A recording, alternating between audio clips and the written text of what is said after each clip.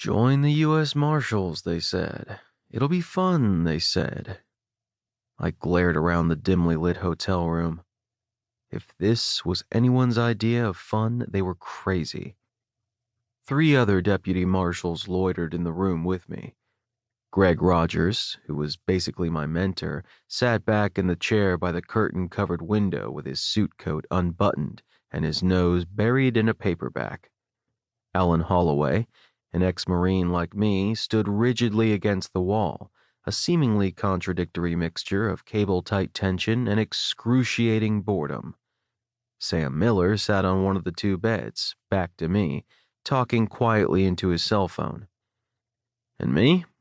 I was kicked back in one of the not very comfortable chairs at the table near the door and trying not to fuss with the tie I'd been wearing for too long. My phone was face down and quiet on the table next to the thick file folder. I'd been through the file enough times to know everything I needed to know about our witness, and I'd been to every end of the internet on my phone. Now I was just fucking bored. I'd joined the Marshals for the same reason everyone did, to chase down bad guys and bring them in. Especially with the FBI shifting its focus to anti-terrorism, we had plenty of work to do. Lots of fugitives to keep us busy. All through training, all 22 weeks of it, I'd been chomping at the bit to get out there and do my job. So imagine my surprise when my assignment had come in. I didn't mind the location. I could deal with Chicago, but WITSEC? Seriously? I went through all that shit, including kissing Senator Broadwater's ass so he might eventually nominate me for presidential appointment to be a district marshal like my dad, to babysit witnesses? What the ever-loving fuck? Just hang in there, Dad had assured me.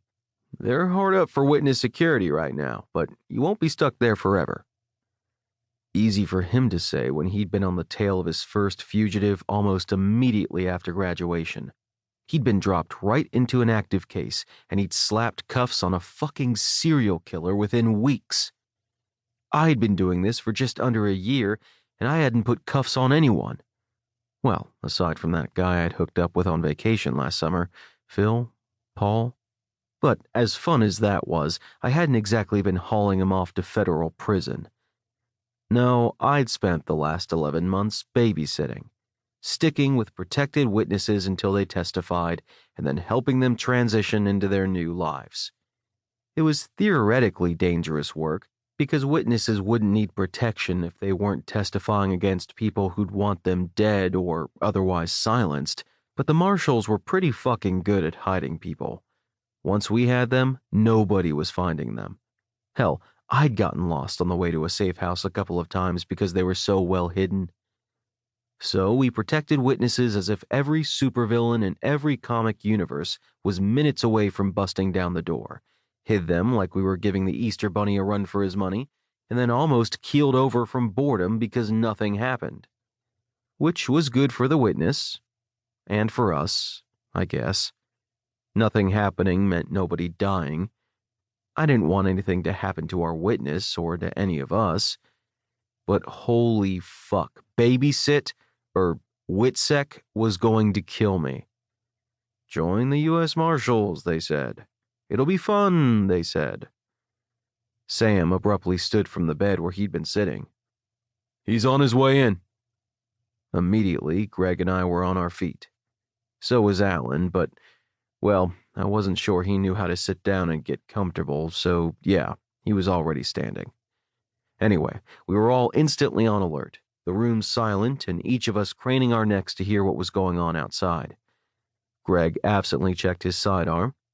I realized I was doing the same thing without even thinking about it. WITSEC detail was kind of like combat. 95% boredom, 5% sheer terror. Well, okay, it wasn't really sheer terror, more like 10 minutes of excitement while a witness was handed off to us, since that was when he'd be the most vulnerable. This guy had been at a meeting with the district attorney, and now we'd be taking him into protective custody until the trial. Let the babysitting begin.